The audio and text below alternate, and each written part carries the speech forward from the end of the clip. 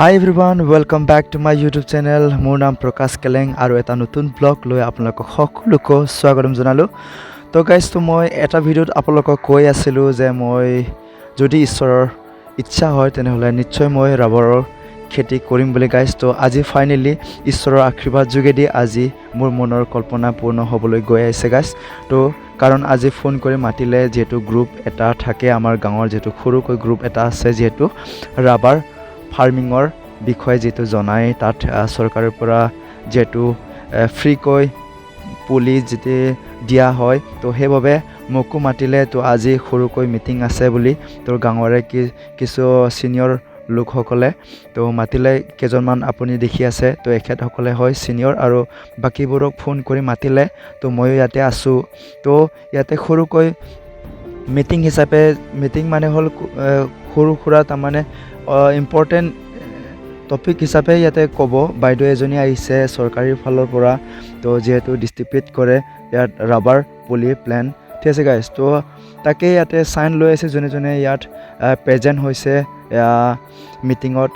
জনে আহিছে এখেতসকলৰ সকলোকো সাইন লৈছে তাকো বয়স অনুসাৰি বয়স দিব লাগে আৰু ফোন নম্বৰ আৰু নিজৰ নামখিনি তাত সাইন দি ৰাখিব লাগে গাইজ ঠিক আছে তো ইয়াতে ধুনীয়াকৈ বুজালে বাইদেউ আহি আৰু কেনেকৈ জেগাত লগাব লাগে আৰু কেনেকৈ মৰিলে কেনেকৈ